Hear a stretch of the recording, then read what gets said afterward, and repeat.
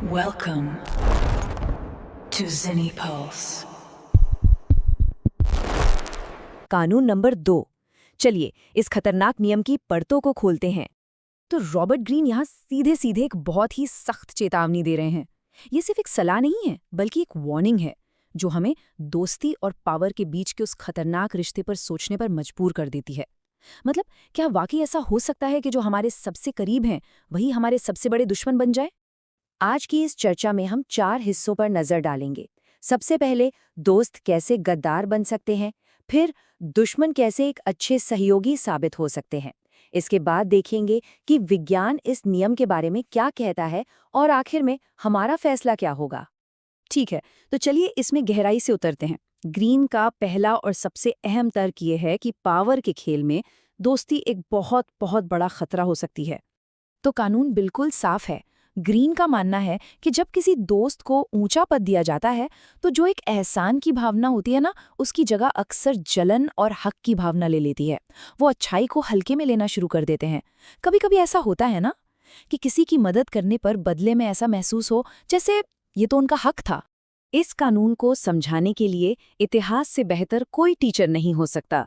तो आइए बाइज़ीन सम्राट माइकल तृतीय की कहानी देखते हैं, जिन्होंने इस नियम को नज़रअंदाज करने की बहुत भारी कीमत चुकाई।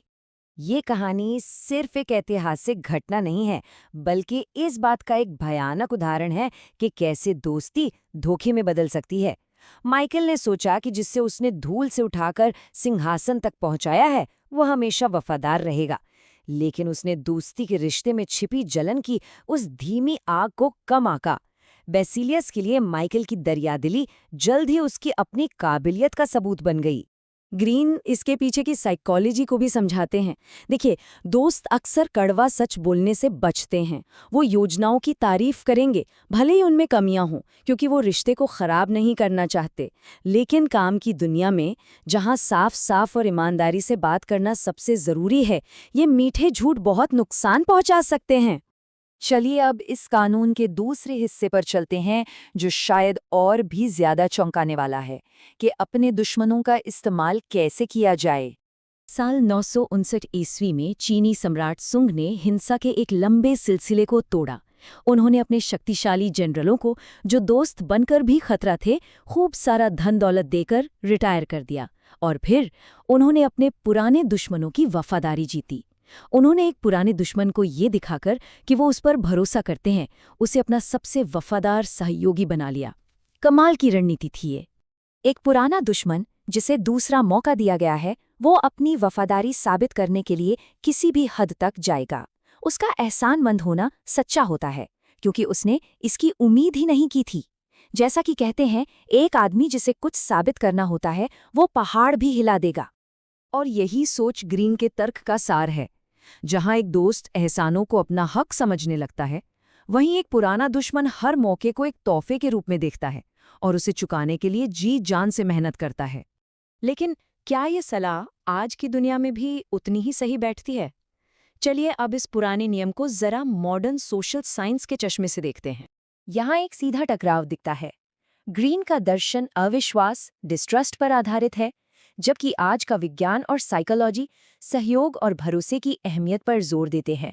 रॉबर्ट एक्सेलरॉड की गेम थियरी पर किए गए काम से पता चलता है कि सहयोग की रणनीतियां, जहां दोनों पक्षों को फायदा हो, लंबे समय में हमेशा जीतती हैं। यहाँ तक कि जानवरों की दुनिया में भी गठबंधन बनाना जिंदा रहने और दबदबा बनाने के लिए बहुत जरूरी है। असल में विज्ञान हमें बताता है कि एक बड़ा नेटवर्क और कम दुश्मन सफलता का एक पक्का फॉर्मूला है, जो ग्रीन की सलाह से ठीक उल्टा है। ये टेबल दिखाता है कि ग्रीन की सलाह कैसे उल्टी भी पड़ सकती है। दोस्तों पर भरोसा ना करने से इंसान अकेला पड़ सकता है। एक पुराने दुश्मन को काम पर रखना भी रिस्की हो सकता है, क्योंकि पुरानी दुश्मनी फिर से उभर सकती है। और आजकल के ऑफिस में अविश्वास का माहौल प्रोडक्टिविटी को खत्म कर देता है, जबकि सहयोग इनोवेशन और एफिशिएंसी को बढ़ावा देता है। तो फिर सही कौन है, ग्रीन या विज्ञान? शायद इसका जवाब दोनों के बीच में कहीं है। चलिए देखते हैं कि कैसे ये सब एक साथ फिट बैठता है। ये समझना बहुत जरूरी है कि ग्रीन के कानून पत्थर की लकीर नहीं है। वे ऐतिहासिक घटनाओं से लिए गए हैं।